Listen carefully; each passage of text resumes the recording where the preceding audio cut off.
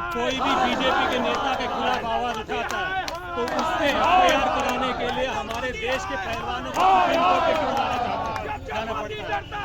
इसीलिए क्योंकि सरकारी तंत्र जो है वो बीजेपी के गुलाम हो चुकी है और इसके खिलाफ हमारा प्रदर्शन। ये कहना है कि सरकारी तंत्र बीजेपी का तंत्र बन गया है। आपके बीजेपी का मंत्री गंभीर आरोपों में चार्जशीट किया गया है, उसके खिलाफ कानूनी कार्रवाई क्यों नहीं होती? बीजेपी के पास बिहार पे जनता को काम और जनता के मुद्दों पे काम नहीं किया है।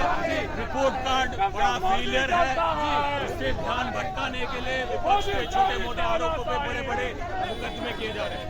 देखिए, चुनावी वर्ष है बिहार में और बीजेपी का एजेंडा है कि अपने संवैधानिक संस्थानों से विपक्षी पार्टियों को हमेशा हैरास किया जाए, परेशान किया जाए। तो उसी के ये कड़ी में उन लोगों ने जिस तरीके से चार्जशीट दायर किया है उसका कांग्रेस पार्टी पुरजोर तरीके से विरोध करती है। सर, दोबारा सड़कों पर कांग्रेस है क्या? इसीलिए है क्योंकि सरकार जनता का काम नहीं कर रही है, छोटे छोटे मुद्दों पे बड़ी बात कर ध्यान भटकाने की कोशिश कर रही है। सरकारी जो तंत्र है वो बीजेपी का तंत्र बन के रहा है। सर, आपका ये कहना है कि अगर कोई गलत किया हो तो उस पर कार्रवाई नहीं हो? ये कहना है कि सरकारी तंत्र बीजेपी का तंत्र बन गया है। आपके बीजेपी का मंत्री गंभीर आरोपों में चार्जशीट किया गया है, उसके खिलाफ कानूनी कार्रवाई क्यों नहीं होती? जब कोई भी बीजेपी के नेता के खिलाफ आवाज उठाता है तो उससे एफआईआर कराने के लिए हमारे देश के पहलवानों को सुप्रीम कोर्ट पे क्यों जाना पड़ता है? इसीलिए क्योंकि सरकारी तंत्र जो है वो बीजेपी के गुलाम हो चुकी है और इसके खिलाफ हमारा प्रदर्शन है। सर, तो क्या करेंगे? ये चुनावी साल है, इसीलिए बीजेपी के पास बिहार पे जनता को काम और जनता के मुद्दों पे काम नहीं किया है।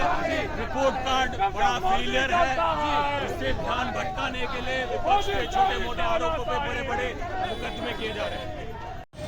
देखिए, हमारे साथ कांग्रेस की विधायक प्रतिमा दास उपस्थित है। यहाँ पर लगातार वो इनकम टैक्स से सड़क से पैर चलते चलते अब डाक बंगला पहुँच चुकी है। इनसे जुड़ते हैं और जानते हैं मैम, जिस तरीके से कांग्रेस अब दोबारा एक बार फिर से सड़कों पर है, क्या कुछ है चुनावी? देखिए, चुनावी वर्ष है बिहार में और बीजेपी का एजेंडा है कि अपने संवैधानिक संस्थानों से विपक्षी पार्टियों को हमेशा हैरास किया जाए, परेशान किया जाए।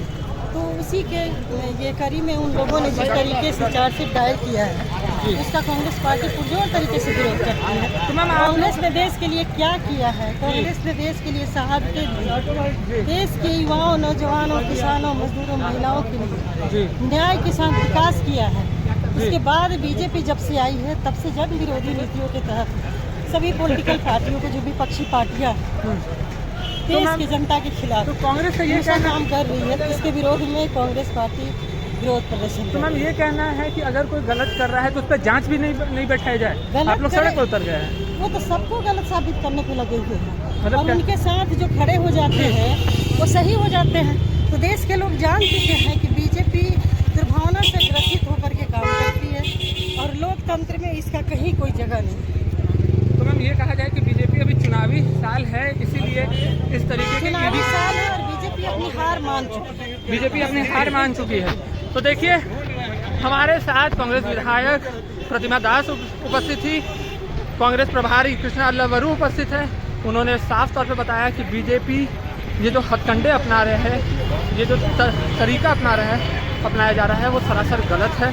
और जिस तरीके से बीजेपी सरकारी विभाग को अपना हथियार की तरफ इस्तेमाल कर रही है, ये भी लोकतंत्र पर एक बड़ा सवाल उठाते हुए नज़र आ रहा है। जुड़े रहे हमारे साथ, देखते रहे आज़ाद एक्सप्रेस। धन्यवाद।